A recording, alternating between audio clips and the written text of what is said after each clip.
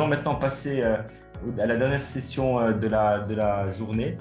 Une session qui est clôturée par, ou plutôt animée par un intervenant qui, comme tous les autres intervenants qui sont passés avant, j'ai un énorme respect, mais particulièrement parce que dans la sagesse de ses propos, cher Thierry Wathelet, que j'ai eu l'occasion vraiment de voir, dont j'étais l'apprenant également et qui m'a énormément inspiré. Mais dans la sagesse de ses propos, il a une manière de simplifier, dont j'essaie souvent de m'inspirer, je vous le dis au passage, moins de mots, moins de discours, plus de sens, plus de profondeur. Et c'est bien une des personnes rares qui va vous dire que parler, c'est avant tout écouter. C'est pour ça que le thème de son intervention, nous avons choisi de le positionner comme étant, excusez-moi, ça me revient tout de suite, donc la parole des dirigeants et des managers à l'écoute des transformations. Parler, écouter, écouter, parler, que faut-il faire en premier? Telle va être la question qu'on va peut-être entendre développer par cher Thierry. Ce qui est certain, c'est qu'aujourd'hui, on a entendu de très belles choses de la part de tous les intervenants sur des sujets qui sont liés aux valeurs, à l'alignement, à la problématique de bienveillance, aux enjeux qui sont liés à la manière dont les organisations structurent leur stratégie et leur politique je n'ai pas envie de dire de gestion des ressources humaines, mais en tout cas d'accompagnement des ressources humaines. Les compétences ont été fortement passées en revue lors de ce dernier panel qui vient de se clôturer. Cher Thierry, vous êtes remarquable de par votre parcours à la télévision, à la radio. Vous connaissez les secrets de la caméra et du son, de l'image, de tout ce qui va avec. Vous êtes également auteur publié, expert APM, Association pour le progrès du management. Vous avez de nombreux ouvrages à votre actif qui parlent justement des sujets de la communication. Vous avez des expertises en matière de communication de crise, de communication médias, de communication d'entreprise en général. La communication est un de vos sujets forts, mais également de problématiques d'humain, de management, de leadership, de positionnement de cet humain au cœur des enjeux des organisations. Quelle belle sortie de matinée nous allons pouvoir avoir tous ensemble en vous écoutant. Et peut-être que dans un premier temps, vous pouvez nous faire votre état des lieux sur ce qui a changé depuis cette situation de transition que vit l'humanité depuis à peu près un peu plus d'un an.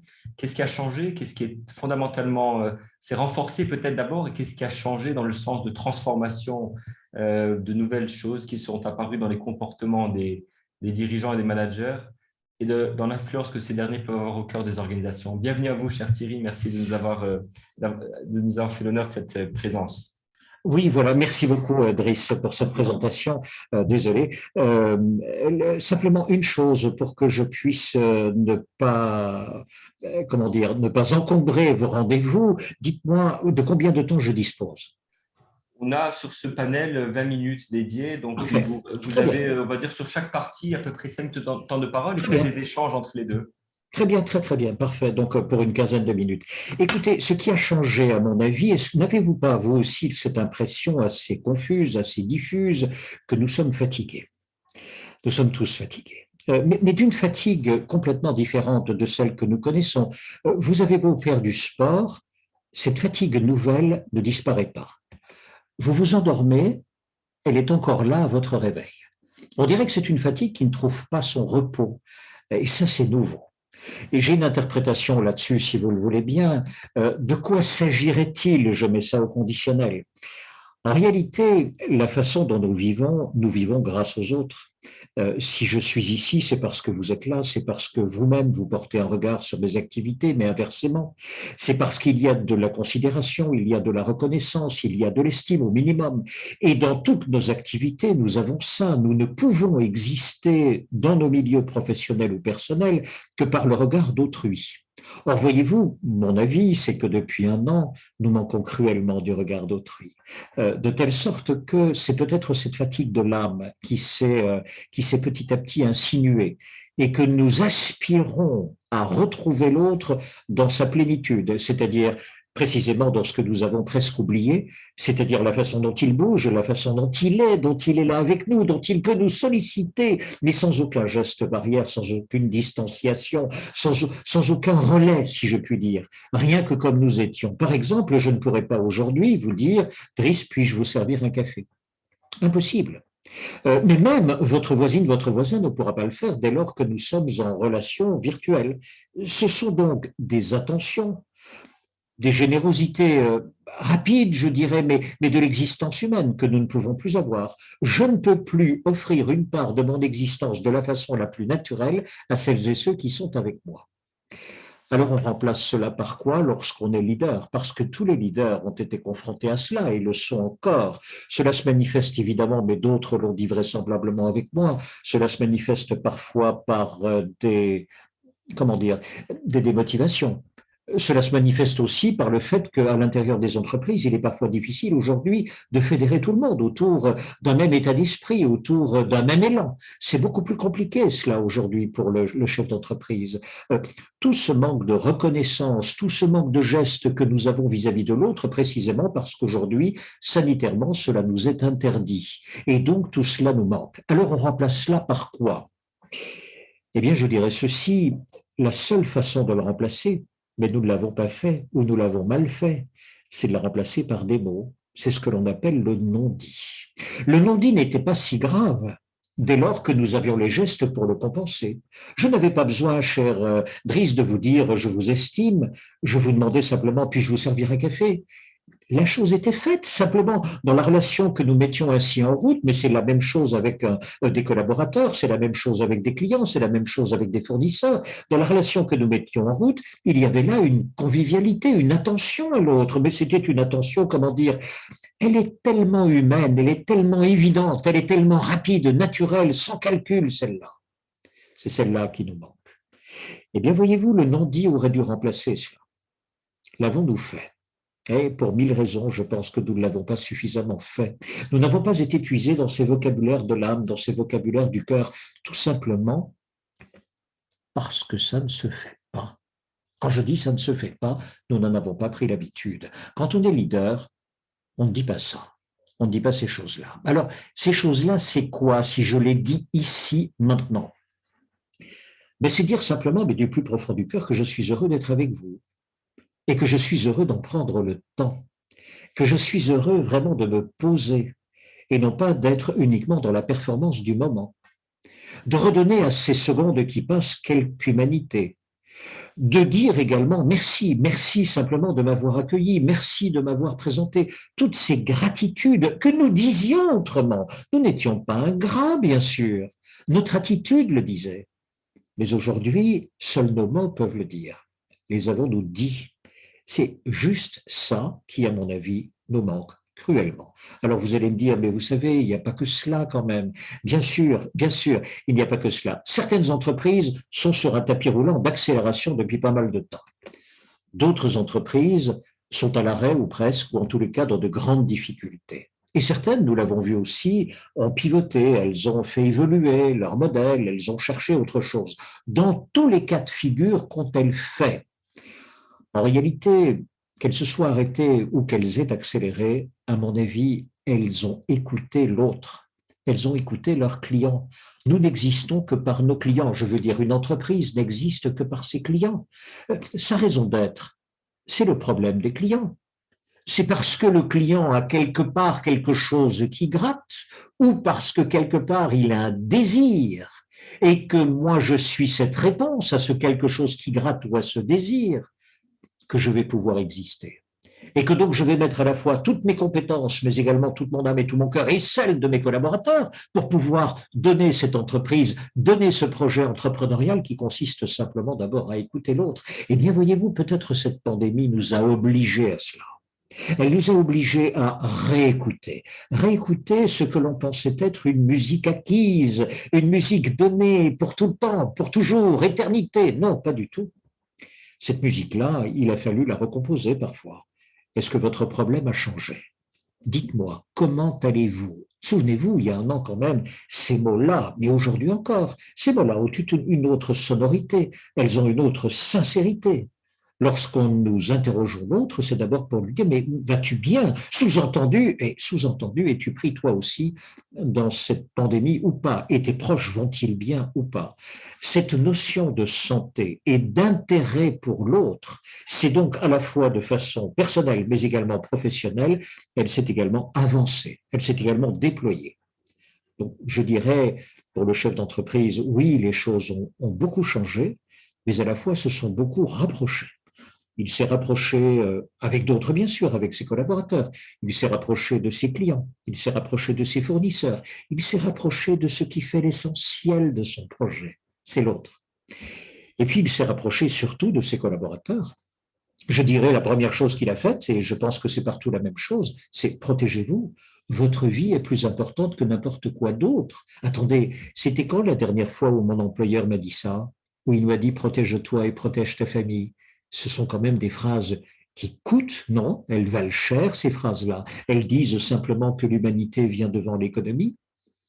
Je trouve ça quand même assez merveilleux. Cette première guerre pour la vie, parce que c'est ça, cette première guerre mondiale pour la vie, elle est quand même exceptionnelle. Alors je sais, bien sûr, derrière cela, vous allez me dire, mais il y a pas mal de marasme, pas mal de dévastation. J'en suis bien conscient. Il n'y a pas que des choses positives, nous sommes bien d'accord. Mais dans l'usage des mots, précisément, je pense peut-être que c'est le moment d'y être un peu plus attentif. D'abord à ce que l'on dit et également à ce que l'on n'a jamais dit. Voilà, si vous voulez, ma première réflexion, Driss, là-dessus. Et c'est en ce sens-là où les choses vraisemblablement ont changé. Elles ont changé parce que on est peut-être plus encore qu'avant attentif à la sonorité de cette sincérité, au fait que comment me parle-t-il? Suis-je pour lui uniquement un mode d'emploi et il doit m'expliquer comment je dois faire? Ou y a-t-il derrière ces mots, son vocabulaire et sa syntaxe, autre chose? Et dans ce cas-là, il y a une reconnaissance du lien par la parole. La parole n'est que charnelle. Elle est charnelle. Vous parlez avec votre corps, vous parlez comme vous êtes, vous parlez avec votre bibliothèque, avec vos souvenirs, votre expérience, avec votre vocabulaire, votre culture, votre compétence. Vous parlez avec tout ça. Il n'y a personne d'autre pour parler comme vous parlez. Personne d'autre. C'est bien ça qui fait l'extraordinaire charme de celui ou de celle qui prend la parole. Précisément, quand quelqu'un prend la parole, c'est la personne que l'on aime, avant même de pouvoir dire j'aime ce qui vient d'être dit. Quand je dis la personne que l'on aime, entendez bien, c'est la personne avec qui on entre en relation. Je terminerai par là. Entrer en relation, ça veut dire quoi? C'est magnifique entrer en relation. Relation vient du latin, la relatio. Et relation en latin veut dire, au départ, un rapport. C'est un rapport administratif. Et le deuxième sens de relation, c'est une histoire. Autrement dit, entrer en relation avec quelqu'un, c'est accepter de construire une histoire avec cette personne. Une histoire professionnelle, une histoire personnelle, quelle que soit leur intensité, quelle que soit leur densité. Voilà ma première réflexion. C'est très émouvant. Je ne sais pas comment vous dire autrement, mais vous connaissant et sachant la sincérité que vous accordez à chaque fois vos propos, une leçon de vie, parce que c'est vrai que cette proximité qui nous a tant manqué avant la situation que nous vivons, aujourd'hui, elle se déclare sous des formes tellement diverses, tellement inattendues parfois. Cet élan d'aller vers l'autre ou de sentir le besoin que l'autre vienne vers nous, vous avez avec des couleurs et des intonations absolument remarquables brossé ce paysage dans lequel nous vivons tous au quotidien, à commencer par une sensation de lassitude, de fatigue qui envahit le collectif que nous sommes. Nous sommes devant nos écrans. Je me rappelle que dans un événement précédent, vous nous parliez de la notion d'écran. Un écran, c'est bien une barrière entre nous et notre prochain. Et malgré cela, vous arrivez à nous faire passer le message de ces retrouvailles entre les humains, quelque part, quel que soit le contexte dans lequel ils interviennent et la nature de leurs relations, de ces rapports qui sont aujourd'hui redéfinis, ces retrouvailles qui sont souhaitées, qui sont induites, qui sont sincères et authentiques, et la bienveillance qu'on peut avoir envers un prochain en lui demandant que ce soit un passant dans la rue, et parfois souvent, c'est pour nous protéger nous-mêmes qu'on le dira, mais au fond, c'est aussi pour le protéger qu'on lui dira, mets ton masque, fais attention, sois vigilant pour tes proches, sache que si tu contractes ce fléau, ce virus de fléau, tu l'emporteras dans ton domicile et peut-être affectera des personnes plus âgées qui ont besoin d'être vaccinées et sont peut-être plus vulnérables. Cet humain vulnérable qui accepte, comme on l'a beaucoup dit pendant la matinée également, pour lier ces propos magnifiques que vous avez partagés avec nous, doit reconnaître aussi qu'il ne peut pas fonctionner seul, en autarcie, en autonomie, qu'il a besoin de son prochain. Moi, je pense qu'on est dans une humanité beaucoup plus sensible aux valeurs ancestrales de ce qu'a été l'humain à l'époque de nos ancêtres qui survivaient au coin d'un feu, qui survivaient par une chasse ou par une culture.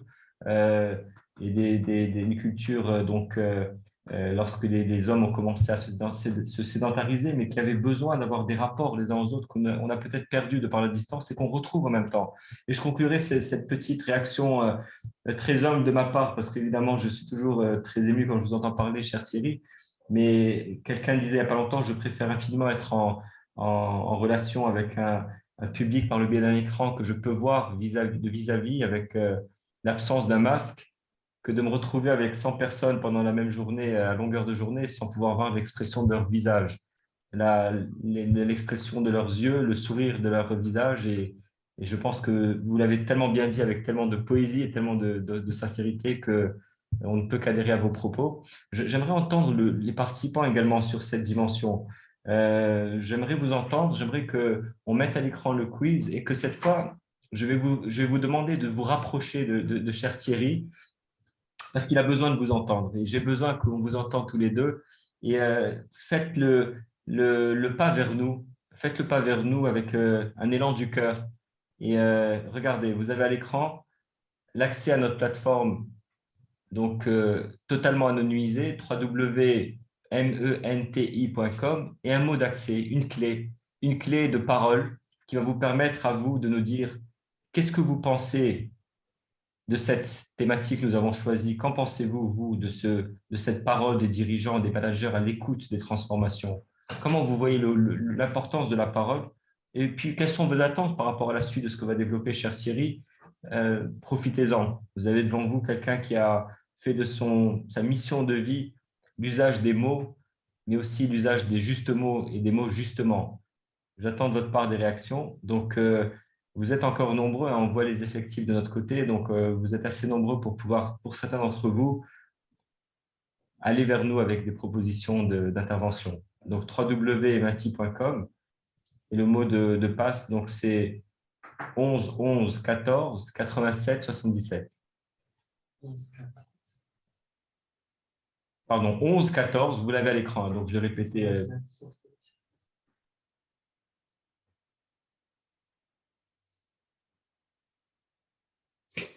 Dans l'intervalle, voyez-vous, simplement aussi, l'entrepreneur a été confronté, comme tout le monde, à l'inattendu, donc à la peur, à des émotions que tout le monde a ressenties. Ça aussi, c'est nouveau.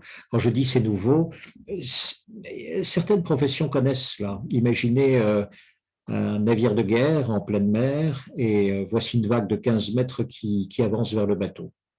Tous les marins ont peur, mais le commandant, il prend la vague comme son équipage. A-t-il peur? Largement. Il a peur comme son équipage. Où va sa réassurance? Sa réassurance va simplement dans la compétence de chacun des marins de son équipage. C'est là où va sa réassurance. Est-ce que chacun va tenir le coup? Autrement dit, quelle est la tâche du leader dans l'inconnu?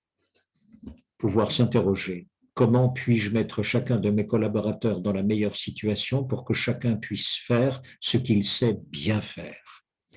Et dans les mois qui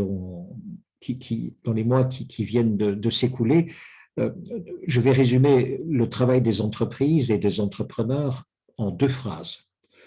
Tout ce qu'elles savaient faire, ces entreprises, elles l'ont fait. Tout ce qu'elles ne savaient pas faire, elles l'ont inventé. Et pour une bonne part, c'est vrai. Pour une bonne part, elles ont fait cela. Et ça aussi, c'est une capacité inouïe que d'aller vers l'inattendu, que de pouvoir s'y confronter, de pouvoir admettre évidemment un certain nombre d'émotions, mais ensuite de reprendre le chemin simplement de la conquête, ou en tous les cas, quand je dis de la conquête, en tous les cas de l'acceptation d'abord, et puis ensuite de voir avec intelligence, mais une intelligence incroyable. Comment on fait dans ces cas-là? Parce qu'il n'y a plus aucun livre, il n'y a plus aucun mode d'emploi, vous avez beau vous retourner, personne n'a jamais vécu ça. Donc pour la première fois, toute l'humanité a vécu une première fois, tous ensemble. Spectaculaire. Nous n'avons jamais été aussi unis de mémoire d'homme, cher Thierry, que ce que nous vivons depuis quelques mois. Écoutez, moi, je vais quand même vous interpeller. Alors, il y a une remarque qui a été faite.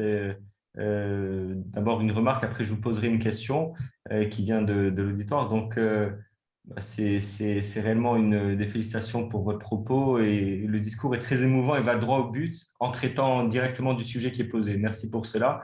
Une des questions qui apparaît, mais concrètement, comment mettre en œuvre tous ces bons conseils? Moi, je vais peut-être le reformuler un petit peu. Donc, si je disais, ou compléter plutôt, pas reformuler, c'est pas l'idée, mais si vous deviez nous dire en quelques mots, euh, par quoi commencer finalement en tant que manager si on veut arriver à faire les changements nécessaires? Dans l'usage de la parole, avec l'usage de la parole, en tous les cas, c'est mon domaine. Avec l'usage de la parole, je dirais, là, pour le coup, actuellement, c'est d'abord le récit. Alors, quel récit? Euh, le leader serait bien inspiré de prendre des notes au quotidien de ce qui se passe. D'abord parce que c'est une crise et que donc dans les moments de crise, il est utile d'avoir un carnet de bord pour pouvoir voir exactement quelles sont les décisions que l'on a prises, pourquoi on les a prises. On oublie tout cela. Et donc, lorsque on est en crise, avoir un carnet de bord et dashboard très utile pour pouvoir se remémorer toutes les décisions successives qui ont été prises et pouvoir faire le débriefing de la chose. Mais il y a autre chose. Regardez, tout ce que nous vivons, tous ces efforts, ces joies et puis également peut-être ces peines, eh bien, ça va où? Ça va dans un grand sac que l'on appelle le passé. C'est tout. Qui ira dans ce grand sac? Votre expert comptable. Et il vous dira, écoute, en un an, voici ce que tu as fait. Lui, il va vous faire des droites, des chiffres, des tableaux, des camemberts, etc., etc. Oui, mais dans votre sac, c'est votre vie qui s'y trouve. Il n'y a pas que ça. Lui, il a été trouvé uniquement ce qu'il lui fallait, c'est-à-dire le quantifiable et une certaine partie du quantifiable, c'est tout. Qu'y a-t-il dans ce sac? Il y a tout ce que vous avez vécu. Alors pour moi, le leader aujourd'hui serait bien inspiré de raconter le temps long à ses collaborateurs pour savoir, pour comprendre le chemin qui a été fait et la force nouvelle qui habite les équipes. Je m'explique en une minute. Entre le 14 et le 17 mars 2020, je parle pour la France, mais ce fut la même chose vraisemblablement pour le Maroc et dans tous les pays. À un moment donné, on a décrété le confinement. Que s'est-il passé dans toutes les entreprises du monde entier? Mais il s'est passé qu'on ne savait pas ce qu'on allait faire. Personne ne savait ce qu'on allait faire. Y avait-il quelque part un livre écrit avec un mode d'emploi, voici comment on confine, mais pas du tout. Y avait-il un livre écrit où on disait, mais voici comment se passe le télétravail? En France, en tous les cas, pas du tout. Le nom existait. Mais pour le reste, c'était une partie infime des collaborateurs qui travaillaient en télétravail. Donc il a fallu, pendant ces journées-là, je vous assure, il a fallu tout inventer. Ça s'est fait en 3 nuits et 4 jours, dans un chaos total. Un an plus tard, le leader, il dit quoi avec ces journées-là? Eh bien, écoutez, je suis leader, je termine par là. Je suis leader et vous êtes mes collaborateurs. Eh bien, voici ce que je vais vous dire. Vous m'interrogez sur ce qui va se passer en 2021. Vous espérez qu'il y aura vaccin, qu'il y aura tout un arsenal thérapeutique contre la Covid-19 et tous ces variants. On apprend aujourd'hui, par exemple, qu'un variant brésilien, beaucoup plus coriace encore, est en train de se révéler là-bas tout au bout du monde, mais que bientôt, évidemment, il sera ici. Alors, que va-t-on faire? Quelle sera notre année 2021? Eh bien, voyez-vous, en 2021, si je suis votre leader, je dirais ceci, nous ferons exactement la même chose qu'en 2020. Qu'avons-nous fait? D'abord, nous nous sommes dit, protégeons-nous. La vie est plus importante que tout. Eh bien, en 2021, c'est ce que nous ferons encore. La vie est plus importante que tout. Ça veut dire ceci, ça veut dire que chaque fois qu'il y aura des gestes nouveaux à poser, des mécanismes supplémentaires à accueillir, des dispositifs médicaux à mettre en place, nous les mettrons en place. Si la vie est à ce prix, nous le ferons. C'est la première chose. Et nous adapterons toute notre méthode de travail en raison de tout cet arsenal-là. Et aujourd'hui, nous y sommes habitués, mais il faut surtout s'habituer à ce changement. Changement que nous aurons vraisemblablement sur l'année 2021 là-dessus. Vous allez me dire, mais la vaccination, je ne sais pas. Il y a une bonne partie, bien sûr, de ce que nous savons, mais il y a une partie que nous ne savons pas. Donc, espérons que tout fonctionne. Peut-être que dans un an, nous devrons nous revacciner avec d'autres vaccins, en tous les cas pour ceux qui accepteront de le faire. La deuxième chose que nous nous sommes dites dans ces nuits et ces jours-là du 14 et du 17 mars, nous nous sommes dit pérennité de l'entreprise. On fait comment? Si on arrête la machine, on fait comment?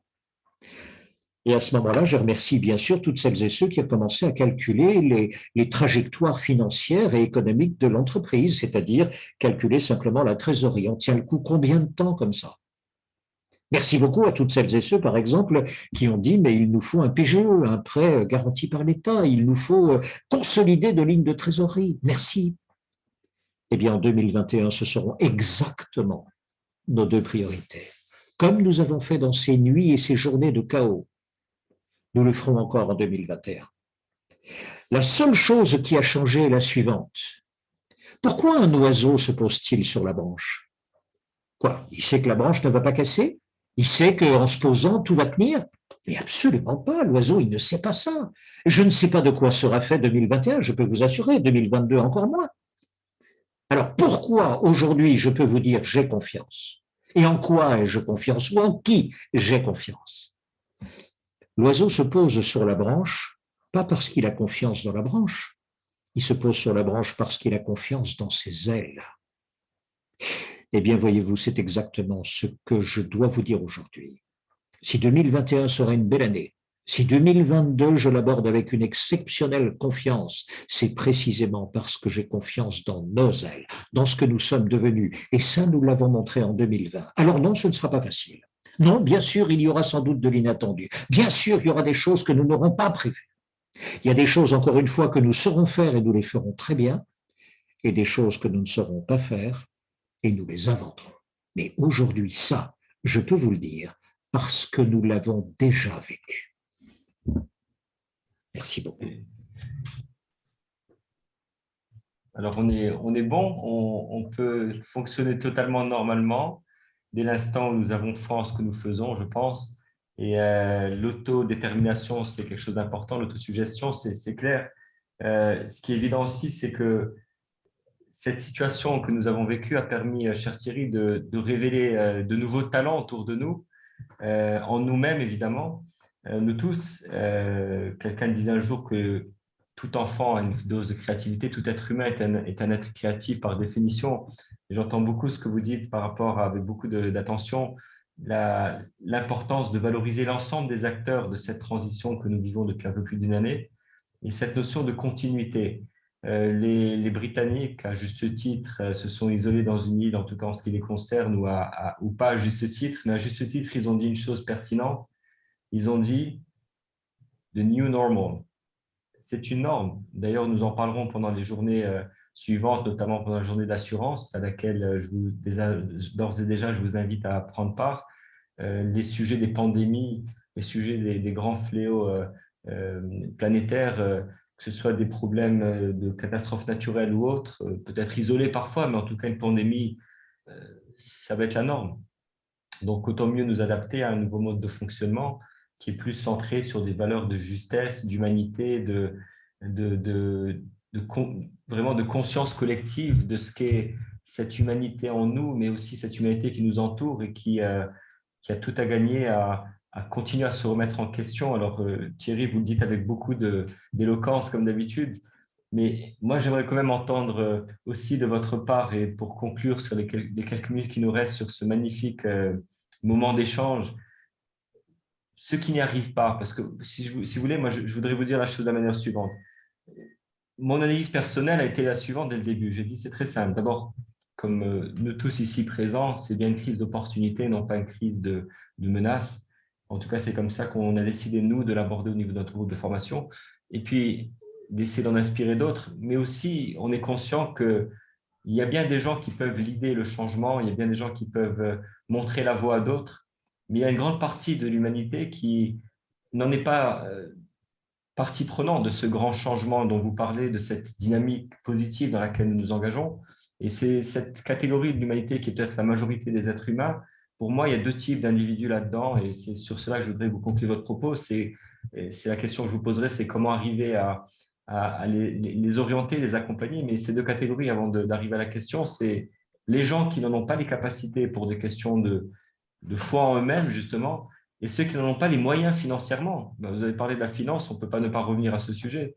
Qu'est-ce que vous leur conseillerez, vous, en tant qu'optimiste, en tant que personne consciente des enjeux dont nous parlons, parce que vous évoluez dans des écosystèmes d'entreprise importants de par vos actions en tant que formateur, que consultant, qu'expert.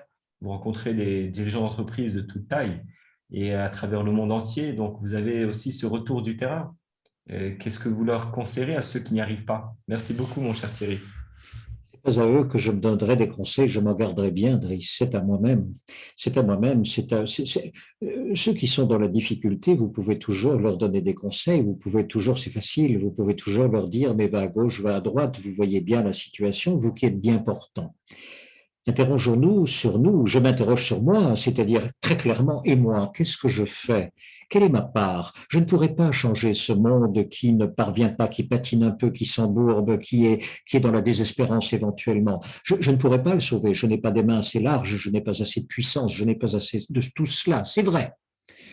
Mais dites-moi, à portée de mes mains, qui se trouve là que je puisse aider? C'est ça la vraie question. Et ça, pour le coup, c'est à chacun de répondre. Je ne vais pas vous donner ma réponse, mais je peux vous assurer que je fais ma part et c'est sans doute pas assez et il va falloir que j'y aille encore plus. Mais vous me parlez des entreprises, y compris vers des entreprises qui sont en perdition ou en tous les cas qui sont en difficulté, qui viennent vous trouver, qui vous disent mais je n'ai pas les budgets pour vous payer parce que ça commence comme cela. La musique dont vous me parlez, ce n'est pas la musique du monde, c'est d'abord la musique de mon prochain, c'est la musique de celle ou celui qui vient me dire, mais tu sais, de façon très sincère, je n'ai plus l'argent.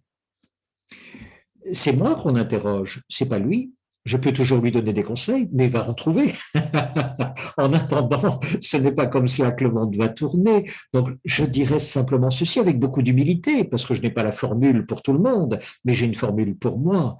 Quelle est ma part de gratuité? Quelle est ma part de don? Quelle est la part que je donnerai quoi qu'il arrive? Parce que cela ne me met pas en danger, parce que cela ne met pas en danger ma famille, parce que cela ne met pas en danger le monde. Non. Et quels sont les pas que je vais pouvoir faire là-dessus? Je vous assure, ça c'est pour moi une très très belle question et je me garderai bien évidemment de donner des grandes leçons pour chacun d'entre nous. J'en donne pour moi et j'insiste évidemment quand on regarde ce que nous ne faisons jamais assez. On doit faire beaucoup plus.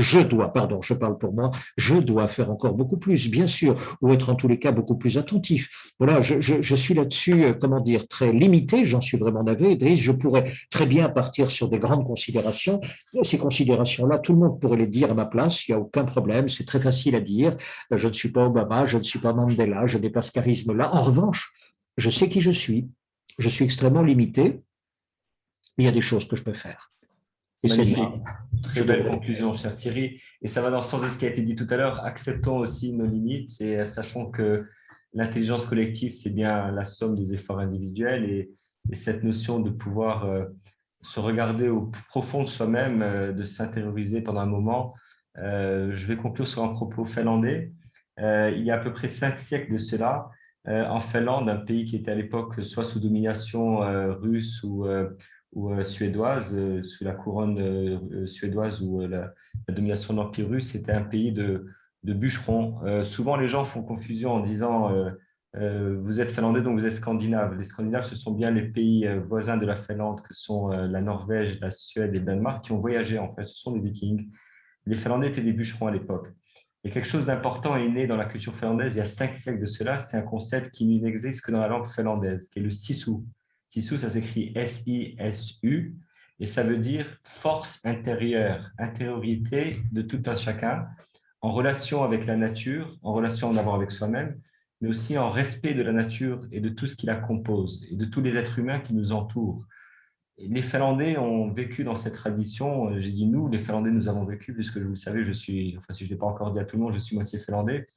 Et j'ai grandi dans cette éducation et j'ai pu comprendre que bien plus tard, c'est-à-dire à que quelques années, lorsque nous sommes allés explorer les possibilités d'intégrer les modèles pédagogiques finlandais dans nos approches, il y a de cela 2 ans, j'ai découvert à quel point finalement ces valeurs de cette capacité de se remettre en question, d'être autocritique et d'entretenir dans la mesure du possible un rapport respectueux à la nature, à l'environnement, toujours à son prochain, peut-être que de ne pas réagir par la violence lorsque la violence vous est adressée, c'est plus facile à dire qu'à faire, évidemment, mais fondamentalement, de vivre dans une communauté d'harmonie, dans des valeurs d'attention, d'écoute, c'est un peu ce que vous disiez dans votre propos, même beaucoup dans vos propos introductifs, que nous avons besoin d'aller l'un vers l'autre, nous avons besoin d'avoir le regard des autres sur nous, nous avons besoin d'avoir un regard, avec vos propres mots, encore une fois, vous l'avez dit, cher Thierry, bienveillant, attentionné, un regard profond, un regard sincère. Et nous pouvons en fait être meilleurs de par le regard des autres, mais aussi de par le regard que nous accordons aux autres. C'est sur cette dernière parole que je vous laisse avec un regard de pensée. Je vous remercie d'avoir été là pendant cette première journée. Mon cher Thierry, je vous remercie infiniment. Comme vous le savez, je ne peux jamais vous exprimer à quel point je suis touché par vos propos et grandi à chaque fois. Je suis également grandi par tout ce qui a été dit par les autres intervenants de cette journée absolument remarquable. Nous avons prévu évidemment de rediffuser l'ensemble des enregistrements avec l'accord des intervenants puisqu'ils seront disponibles dans une logique et dans un élan solidaire. À ce projet, nous nous inscrivons dans notre action solidaire en tant que groupe. Nous avons une forte valeur citoyenne et donc merci, cher Thierry, de faire partie de cet effort collectif, d'apporter votre grande contribution, aussi humble soit-elle, à cette belle réflexion commune et à cette fin de journée. Et je vous dis à tous, venez demain, s'il vous plaît, parce que demain, nous allons parler du secteur bancaire et financier. Vous êtes tous concernés, quelle que soit votre industrie, quelle que soit votre activité, vous devez financer quelque chose à un moment donné. Vous devez comprendre comment ces mécanismes fonctionnent et peut-être comprendre du point de vue, puisque Thierry l'a si bien dit, comprendre l'autre, comprendre le client, mais comprendre aussi le fournisseur ou le partenaire financier qu'on peut avoir pour pouvoir mieux fonctionner. Oui, les liens existent bien entre les humains, mais ils existent aussi entre les organisations. Et pour conclure, je dirais que les organisations sont bien faites d'humains et que l'humain, aujourd'hui en tout cas dans cette discussion, est bien au cœur de tous les enjeux. Merci encore et je vous dis à demain. Merci mon cher Thierry. Bientôt, Driss.